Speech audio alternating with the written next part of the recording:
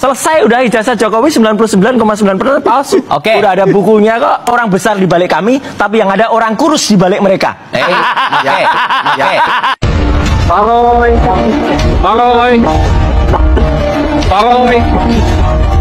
Pak, tanggapannya gimana Pak? Ditahan Pak?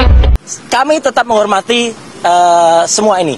Dan salah satu kuasa hukum saya adalah juga Pak Abdul Ghafur. Ya, itu salah satu tergabung dalam tim.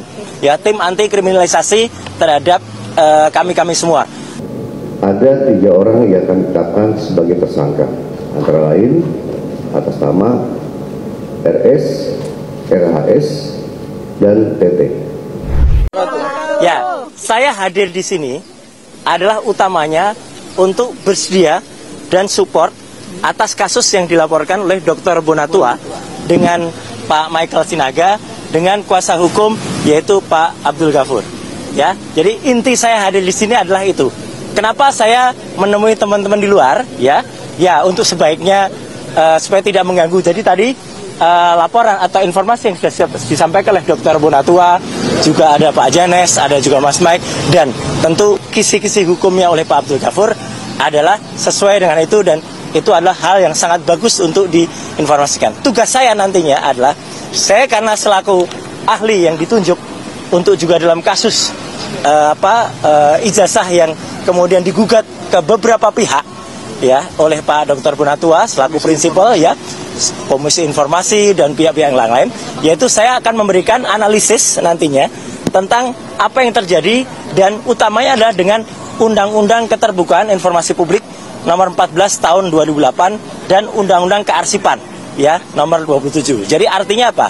Saya memang kebetulan dulu selaku salah satu tim yang menyusun Undang-Undang Keterbukaan Informasi Publik dulu, dan saya juga sempat mengajar tentang kearsipan di Universitas Gadjah Mada. Jadi saya menyatakan bersedia untuk mensupport kasus ini, dan itu yang guna saya untuk hadir di sini di tengah-tengah waktu yang sangat singkat ini, karena sebentar lagi kita tentu akan sebagian dari kita akan menjalankan ibadah Jumat ya gitu. Pak Roy, itu saya kira. Pak, terkait penetapan tersangka. Nah, jadi itu yang penting dulu, jangan dihilangkan ya statement yang pertama tadi ya. Karena itu penting ya, Pak Bonatua. Ntar Pak Bonatua aja beritanya hilang ya. Nah, oke. Ya. Jadi saya Roy Suryo selaku pemerhati telematika yang memiliki hak hukum dan juga memiliki hak untuk melakukan penelitian atas keterbukaan informasi publik juga. Jadi Undang-Undang Nomor 14 Tahun 2008, penjabaran dari Undang-Undang Dasar 45 Pasal 28F, dan juga hak yang diatur oleh Declaration of Human Rights ya. Jadi saya bebas untuk, atau kita sebagai warga negara bebas untuk melakukan apapun keterbukaan informasi dan penelitian, apalagi untuk dokumen publik. Yang saya teliti adalah dokumen publik. Ya, jadi ini akan menjadi presiden yang sangat buruk ya. Kalau ada seseorang yang meneliti dokumen publik kemudian ditersangkakan dan kemudian dikriminalisasi, itu yang sangat buruk. Dan yang kedua adalah kami tetap menghormati semua ini, dan salah satu kuasa hukum saya adalah juga Pak Abdul Ghafur. Ya, itu salah satu tergabung dalam tim ya, tim anti kriminalisasi terhadap kami semua. Dan ada 2 klaster yang saya dengar tadi sudah ditetapkan. Klaster yang pertama terdiri dari 5 orang, klaster yang kedua terdiri dari 3 orang, dan saya perlu mengaturkan selamat juga untuk rekan saya Pak Michael yang terbebas dari klaster itu ya gitu. Ya, jadi artinya apa? Saya tetap menghormati penetapan tersebut. Tapi sebaiknya semua masyarakat juga menunggu dengan sabar prosesnya. Karena kalau saya tidak salah dengar tadi, memang tidak ada perintah langsung untuk dilakukan penahanan.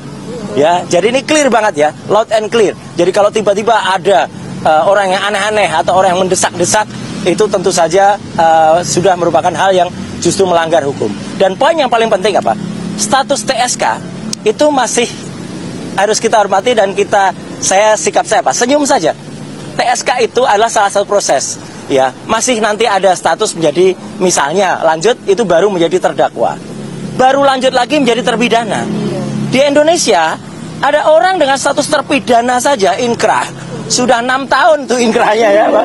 Masih bisa bebas melenggang dan menghina hukum di Indonesia. Ya. Jadi artinya adalah tolong aparat hukum juga fair dan adil dalam hal ini. Jadi sekali lagi, sikap saya apa? Saya senyum, saya menyerahkan ke kuasa hukum, saya tetap mengajak untuk semua yang ke-7 orang lain, ke-8 orang untuk tetap tegar. Ini adalah perjuangan kita bersama rakyat Indonesia, selaku masyarakat yang bebas untuk melakukan penelitian atas dokumen publik, tidak untuk dikriminalisasi, dan tolong aparat itu juga fair dan adil, karena jangan sampai ada orang yang dengan status terpidana 6 tahun, inisial SM, ya, itu masih bebas dan menghina hukum. Saya kira itu ya, clear banget. Langkah hukum selanjutnya mungkin langkah hukumnya tunggu peradilan atau bagaimana? Tunggu semuanya, ya, tunggu semuanya. Apalagi saya tentu tidak bisa berbicara sendiri. Kita akan ikuti semua nasihat, maaf, apalagi termasuk dari para kuasa hukum yang ada. Saya kira itu ya, teman-teman. Waktu kita apa? Enggak ada soal ini bukan soal kecewa, bukan soal ini soal ilmiah, tidak kriminalisasi atau tidak adil atau tidak. Itu aja ya. Oke, jadi saya tetap tegar. Teman-teman yang lain, ya, Bang Resmon Sianipar dan Mbak Tifa, Dr. Tifa yang seklaster dengan saya, kemudian dengan 5 yang klaster lainnya, ya, saya harapkan juga tetap tegar. Ini adalah perjuangan kita, perjuangan seluruh bangsa Indonesia, seluruh masyarakat melawan kezaliman dan kriminalisasi. Ya, itu saya kira. Wassalamualaikum warahmatullahi wabarakatuh. Waalaikumsalam. Selamat atas laporannya, Pak Buratua. Selamat atas. Thank you. Tadi mau yang pertama dong, Edro, boleh. Boleh. Kita tetap Yang pertama di dalam.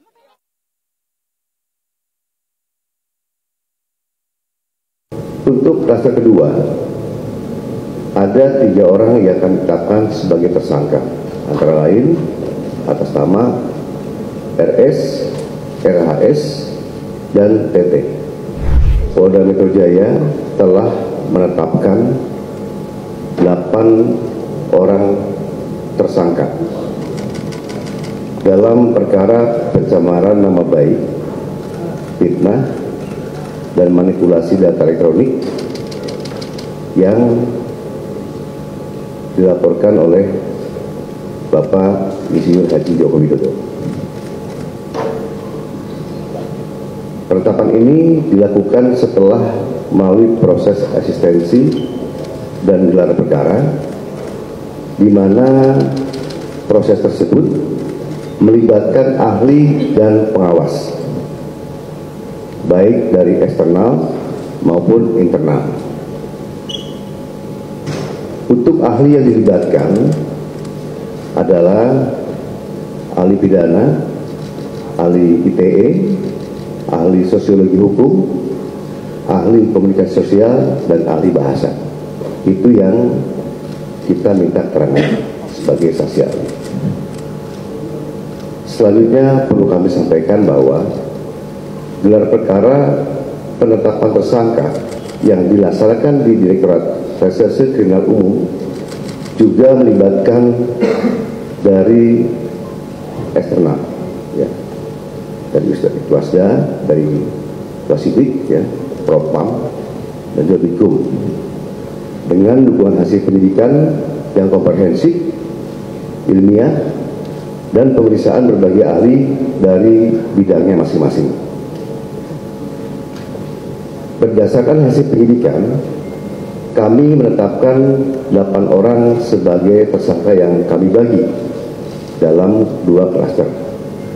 Antara lain, 5 tersangka dari klaster pertama yang terdiri atas nama ES, KTR, MRF, RE, dan DHL.